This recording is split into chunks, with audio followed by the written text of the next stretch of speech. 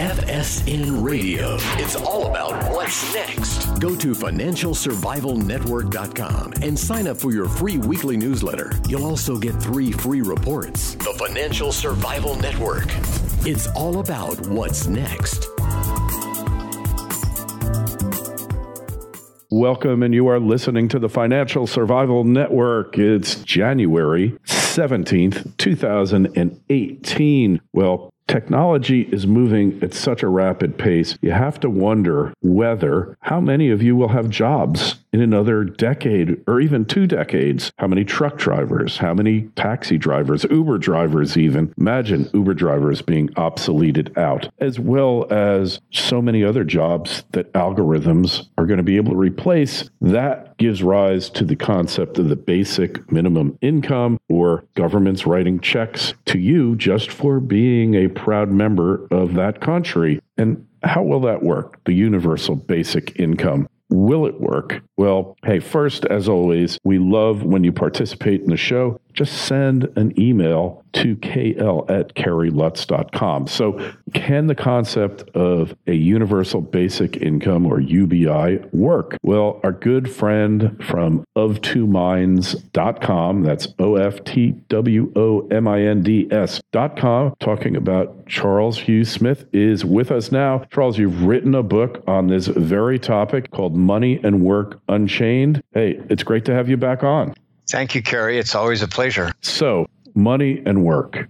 Now, for me and probably you, it's not just an economic equation. It's a question of personal satisfaction, of doing something with your life that you feel is meaningful and has a purpose. But in the end, you got to keep the lights on, which means you've got to earn an income. And from what we were talking about, the experiments of trying to detach income from results or accountability have not worked very well in the past, have they? No, and it's a topic that's getting a lot more attention because we have these tech gurus and tech billionaires like Zuckerberg and other people who have more money than they know what to do with, promoting this idea. Yes, we do. And they're saying that this is the cure to all that ails us, to the dislocations of all of this stuff, the distortions that are happening to the labor market. Right. So what's your opinion here? I mean, how does this work? Okay. There's several issues here that we need to deal with. One is that work and money are already disconnected in the financier realm. In other words, the people who are playing with money that they got for free from the central banks, they're already making tons of money without producing any work or anything of value. Yeah. And so the core question to me is, what do humans need?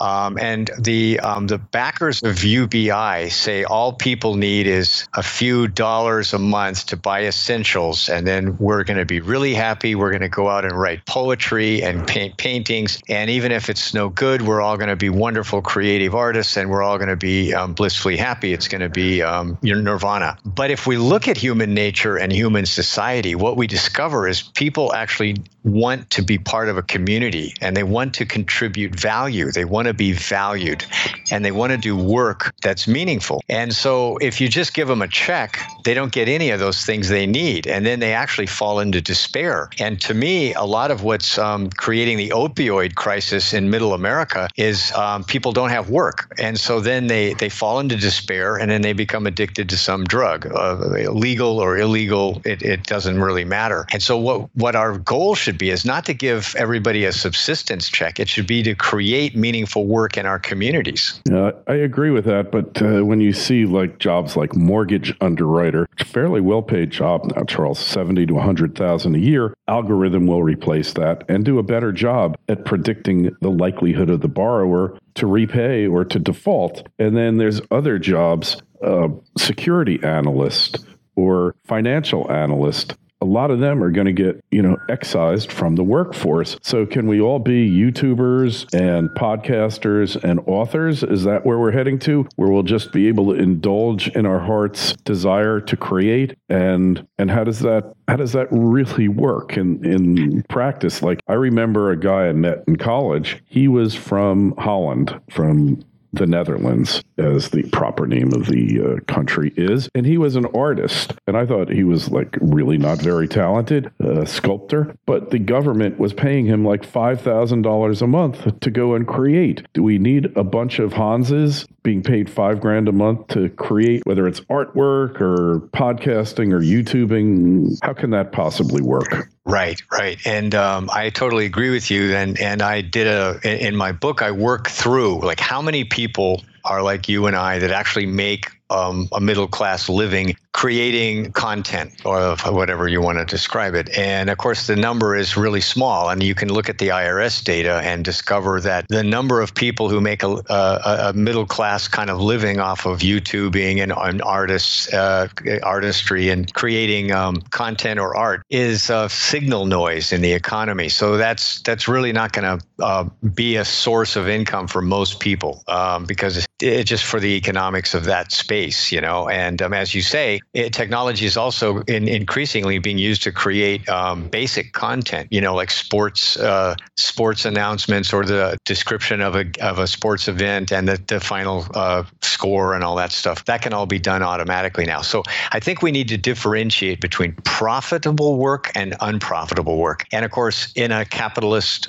free market economy, unprofitable work isn't paid. And so this is why a lot of people point out that a lot of work is work. It's producing value in our economy, but the people that do it aren't paid. And of course, this means like childcare at home, cleaning your house at home, doing your yard work. I mean, if you tried to have somebody else do that, you'd have to pay them. So but when you do it, you don't get compensated, right? And so the profitable work will be done by, corporations or entrepreneurs will jump in and do that. And they will automate as much as they can of that because that's the way, going forward, the only way to guarantee a higher profit is to get rid of your highest expenses, which is human labor. So that economic cycle or pressure, you can't relieve it. You can't say, oh no, everybody should not make a profit. They should continue to pay people, even though computers and software and robots can do it much faster and better. So we're going to lose all the profitable jobs, as you say, everything from robotic welding to mortgage underwriting. And so the growth sectors here are in jobs that work with technology. So it turns out that for sort of difficult welding jobs, then the skill set is a human who can program the robot. The robot doesn't program itself. I mean, once you program it to do a simple thing, it can keep doing that, forever. But when there's, it turns out that in terms of just-in-time manufacturing and stuff like that, there's a lot of need for small batches, or even one unique job at a time. And so then you need people who are skilled at working with the technology. So there's a certain growth area there. And then there's a lot of work, as I describe in my book, it's not profitable, but it's still valuable to the community. And like my example is, building and maintaining bikeways. And that's never going to be profitable. Google isn't going to come in and make $1 billion, building a bikeway somewhere and maintaining it. And yet there's all this sociological evidence that bikeways that are safe contribute huge value to the communities. Yeah, that's very true. So, there are these social goods, as economists would call them, that there really isn't a free market for. Look, in Palm Beach County in Florida, it's a perfect example. Every road must have a sidewalk on both sides of the street.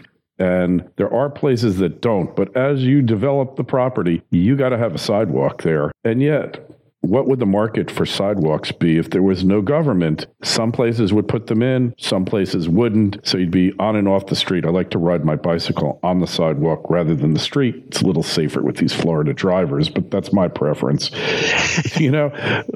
Subways. Look, they're money losers largely because of the government. They actually could be humongous moneymakers if the providers, the private operators who have gone extinct, especially in places like New York, were allowed to raise their fares to cover their costs and earn a profit. the examples just go on and on. It's not like there's not enough work to be done. There's a lot of things that need to be done, but yet there's no profit in doing them, or the risk is so high that no one's willing to do it. But then you look at Elon Musk, and he's shooting up multi-million-dollar rockets into the sky, doing a far better job than the government ever did, or the crony capitalists that the government was using for the space program prior to him. Whether he's a crony capitalist or not, we could debate that, but I would argue that somehow he saw an inefficiency in the space program and rushed to fill the void, as have other companies. So there's no shortage of work to be done, but there's just a shortage. Once the profit motive is gone, there's no way to allocate and say, it's better to build that useless sidewalk in the middle of Palm Beach County in an area where nobody works than it is to be rebuilding a structure on Main Street someplace where people would go and congregate and businesses could thrive. Yeah, you're right. And so we're talking about what we, like you referred to, like the social value, social goods, the social economy. And this ties in to what I call the community economy, which is like the localized or relocalized community. And so when you look at a lot of the American communities of high joblessness and opioid addiction, we've sort of lost culturally the entrepreneurial spirit and the self-reliance. And so that's part of why people fall into despair, is they expected the government or some giant global corporation to give them a job. And so they hope that Walmart or Walgreens or somebody will come into their community and create some jobs, where like 100 years ago, everybody just worked and planted orchards and then gathered the fruit and dried it and sold it somewhere. And, there was a more self-reliant idea that we make our own living here by creating value and meeting local scarcities. Something scarce, then you rush to fill that need. And so I see a lot of potential there. And we see areas where it's really intense, like where people are opening cafes and brew pubs and taking market share away from Heineken and Anheuser-Busch and these like 5 global corporations that make beer, right? And so they're relocalizing the beer making and creating a lot of jobs as a result. And then if they're using local hops or they're serving locally grown food in the food part of their business, then they're re-energizing a community economy and creating far more jobs than any global corporation would ever create, and in a sustainable way. That's such a great point. And really because locally, obviously, the closer to the source of the labor is the people that pay for it, pay the workers, the more accountability there is, and the more efficiency there has to be. Somebody in Washington trying to figure out how you can up the quality of your micropub's brewery products, right? Your beer isn't going to know much other than, you got to use X amount of hops. You can't have more than, X percent of alcohol. But otherwise, that person in DC knows nothing. The customer of the microbrewery pub they're the ones that dictate the value of the microbrewery's production. And that's as close to pure capitalism as you can get. I mean, the producer is still being harassed by the government. They've still got to do these ridiculous, franchise fees and business licenses and testing, all this garbage that we go through as business people. But at least that's pretty much everyone has to go through that. Then it's up to the consumers and the local consumers to decide whether the local producers are worth supporting or not. That's right. And if we, what we're also doing is we're talking about monetizing labor that was unpaid before. In other words, like, if I plant some fruit trees and then I start collecting the fruit and I give it away to my neighbors, I'm creating value because there's, food that I'm sharing with my neighbors, but I'm not creating any economic benefit because I don't have a market to sell into. But once I have a market that I can sell into, like a local farmer's market, or there's a distributor who will start paying me for my fruit. Well, then suddenly I've entered a marketplace where I can monetize my labor. And when you look at the U.S. economy, so much of our economy is dominated by these state cartels, right?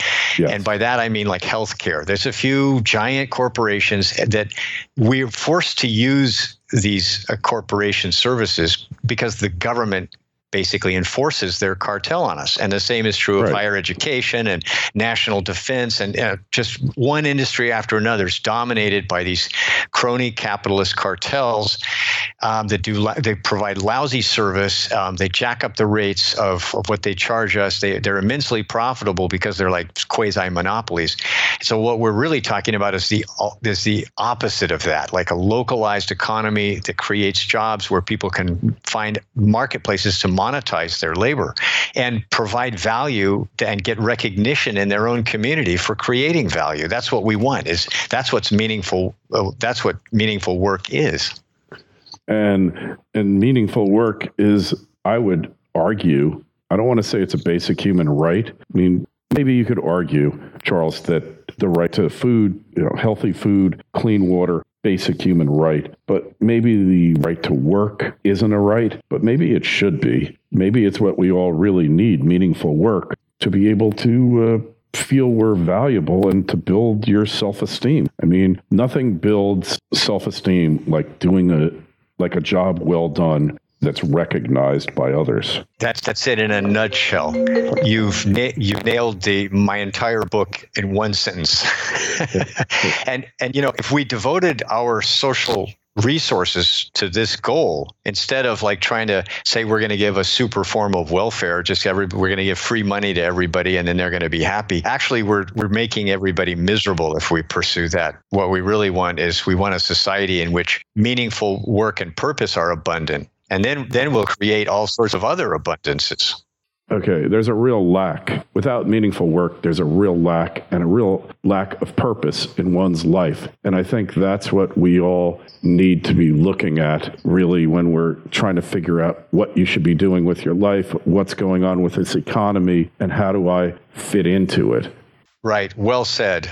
That's a great, to me, that's a great conclusion to conversation about money and work. Hey, well, we'll leave it at that, but I think you really should pick up a copy of Charles's book. Like I said, the name of the book is Money and Work Unchained, and you can find it at Charles's site of2minds.com. Highly recommended reading. These are issues that you need to be thinking about, need to be considering, because they affect every one of us. And if they don't affect you now, they probably will in the future. Hey, got a question for Charles or myself? Email us, kl@kerrylutz.com, kl@kerrylutz.com. Twitter feed's @kerrylutz. Facebook page is Financial Survival Network. Charles, great luck with the book. I love reading your books, and they're real works. Good luck.